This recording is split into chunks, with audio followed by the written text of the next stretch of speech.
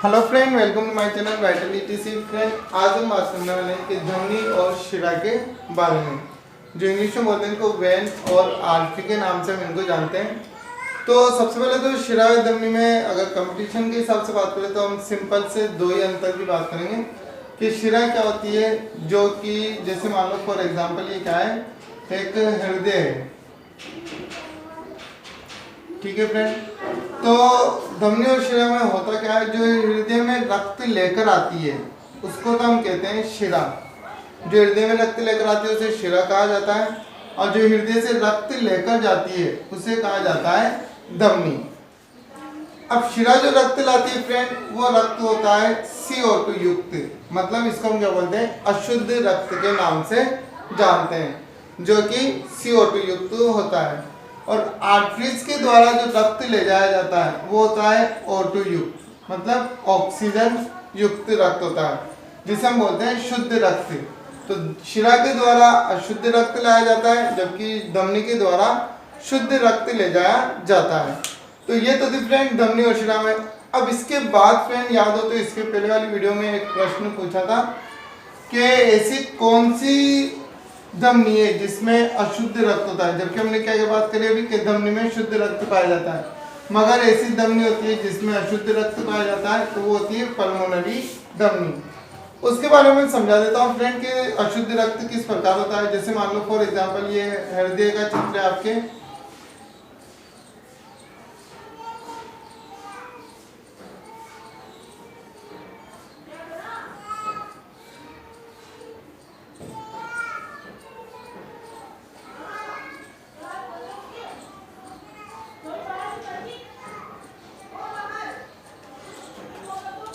Friend क्या होता है लगभग इस प्रकार। जैसे मान लो ये हृदय में जो रक्त लेकर आ रही है उसको तो हम क्या कहेंगे, शिरा कहते हैं।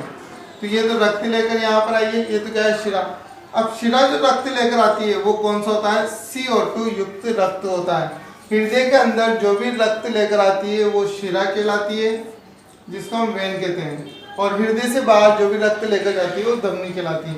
तो ये अशुद्ध रक्त लेकर यहाँ पर आती है, और ये अशुद्ध रक्त जब यहाँ से जाता है तो ये इस वाले भाग से क्या होता है, हृदय के बाहर फेफड़ों में चला जाता है। अब यहाँ से रक्त बाहर गया तो ये जो बाहर ले जा रही है इसको हम बोलते हैं धमनी। इसको इंग्लिश में बोलते हैं पल्मोनरी धमनी, आर्टरी, और हिंदी में बोला जाता है इसको फुफ्फुसीय धमनी के नाम से हम इसको जानते हैं। तो ये रक्त ले जा रही है यहाँ पर, तो फिर यहाँ पर अशुद्ध रक्त था, तो यहाँ भी रक्त कौन सा है, अशुद्ध ही है। यहाँ से फेफड़ों में जाने के बाद ये रक्त क्या होता है, ऑक्सीजन युक्त होता है, अदरवाइज यहाँ तक ये रक्त कौन सा है, अशुद्ध। तो धमनी है, हृदय से बाहर रक्त ले जा रही है, मगर फिर भी कौन सा रक्त ले जा रही है, ये CO2 युक्त। इस वजह से यहाँ पर एक मोस्ट इंपोर्टेंट प्रश्न बनता है कि फेफड़ों से बाहर ले जाने वाली धमनी में क्या होता है, अशुद्ध रक्त पाया जाता है। सॉरी, जो फुफ्फुसीय धमनी होती है उसके द्वारा जो रक्त ले जाया जाता है वो कौन सा होता है, अशुद्ध रक्त होता है। तो ध्यान रखना, धमनी में शुद्ध रक्त पाया जाता है, मगर फुफ्फुसीय धमनी जो होती है उसमें क्या होता है, अशुद्ध रक्त पाया जाता है। इसी प्रकार क्या होता है, जो हृदय में रक्त लेकर आती है वो शिरा कहलाती है, और शिरा में हमेशा कौन सा रक्त होता है, अशुद्ध रक्त होता है। मगर जो पल्मोनरी शिरा होती है, मतलब फुफ्फुसीय शिरा जो होती है, ये फेफड़ों से रक्त शुद्ध होने के बाद ये हृदय के अंदर लेकर आती है। इस वजह से इसके अंदर कौन सा रक्त पाया जाता है, ऑक्सीजन युक्त रक्त पाया जाता है। तो यहाँ पर ध्यान रखना फ्रेंड, यहाँ पर अपोजिट है, अगर फुफ्फुसीय धमनी है तो अशुद्ध रक्त पाया जाएगा, और फुफ्फुसीय शिरा है तो शुद्ध रक्त पाया जाएगा। इसके अलावा धमनी और शिरा जहाँ भी पढ़ेंगे वहाँ पर शिरा का मतलब अशुद्ध रक्त और धमनी का मतलब शुद्ध रक्त। शिरा रक्त हृदय में लेकर आती है और धमनी हृदय से बाहर लेकर जाती है। तो ये कुछ अंतर थे धमनी और शिरा में। इसके अलावा और भी अंतर होते हैं, मगर कंपटीशन के लेवल के हिसाब से प्रश्न इन्हीं पर पूछा जाता है। इसके अलावा शिरा क्या होती है, हमारे शरीर की सतह पर पाई जाती है, जो हमारी वेन्स दिखाई देती है हमें, वो सब क्या होती है, शिरा। और जबकि धमनी क्या होती है, गहराई में पाई जाती है। तो फ्रेंड ये आपके धमनी और शिरा के बारे में। नेक्स्ट फ्रेंड हम बात करते हैं हृदय की, हृदय में क्या होता है। तो सबसे पहले तो हृदय के वजन की हम बात करते हैं। तो हृदय का वजन होता है लगभग 250 ग्राम।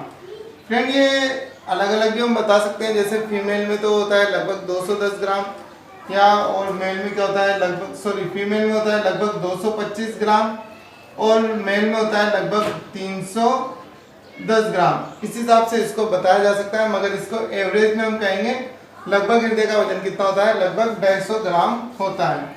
इसके बाद फ्रेंड इसके स्टैंडिंग पोजीशन की बात करें कि हृदय कहाँ पर स्थित होता है, तो हृदय क्या होता है नॉर्मली फ्रेंड अपने जो एक बोन होती है स्टर्नम बोन, पसलियों के बिल्कुल बीच में एक बोन होती है स्टर्नम बोन, तो हृदय क्या होता है बिल्कुल उस बोन के नीचे स्थित होता है, मतलब लगभग इस जगह पर स्थित होता है। जिस बोन के नीचे हृदय पाया जाता है उसका नाम होता है स्टर्नम, उसको स्टर्नम नाम से जानते हैं। और हृदय क्या होता है बिल्कुल मिडिल में होता है दोनों फेफड़ों के बीच।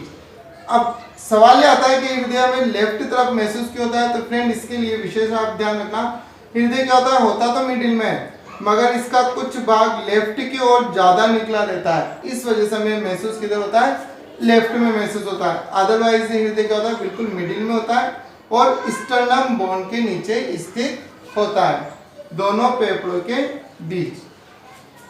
अरे ये जो पसलियों वाला भाग होता है, अपनी बॉडी फ्रेंड क्या होती है दो भागों में डिवाइड होती है। जो पसलियों वाला भाग होता है, इस पसलियों वाले भाग को हम बोलते हैं थोरेसिक कैविटी, हिंदी में बोले तो हम इसको बात करते हैं वक्ष गुहा, इसको वक्ष गुहा के नाम से जाना जाता है। और जो पेट वाला भाग होता है, इस पेट वाले भाग को हम बोलते हैं उदर गुहा, उदर गुहा के नाम से इसको जाना जाता है, और इंग्लिश में बोलते हैं एब्डोमिनल कैविटी के नाम से इसको जाना जाता है।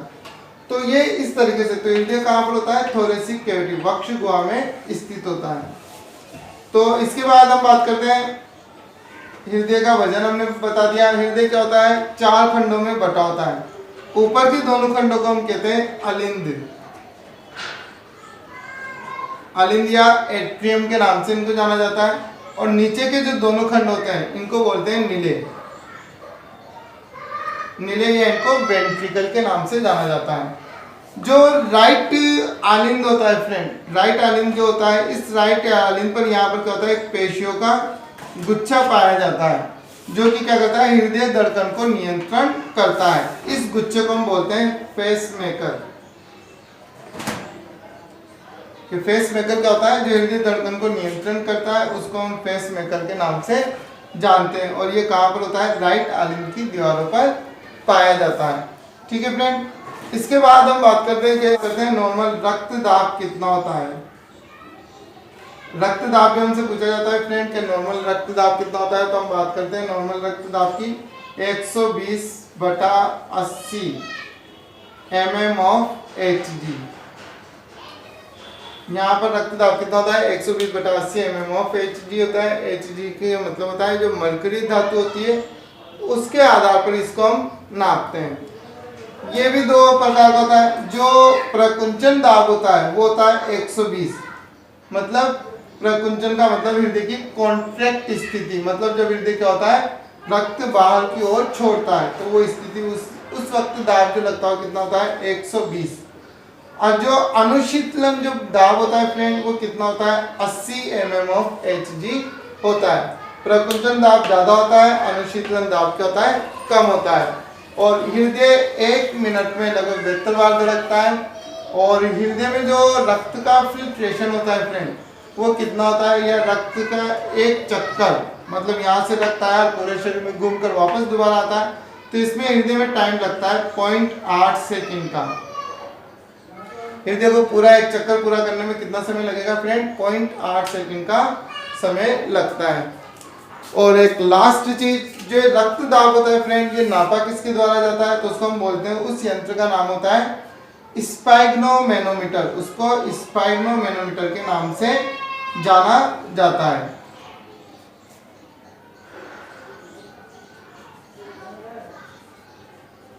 ठीक है फ्रेंड, तो हृदय से रिलेटेड जितने भी प्रश्न बनते हो मैंने आपको सभी बता दिए, और इनके आधार पर जो भी ऑब्जेक्टिव टाइप क्वेश्चन बनते हैं उसकी वीडियो मैं नेक्स्ट में डाल दूंगा फ्रेंड। यदि आपको वीडियो अच्छी लगी हो तो लाइक और शेयर जरूर करें। Thank you for watching.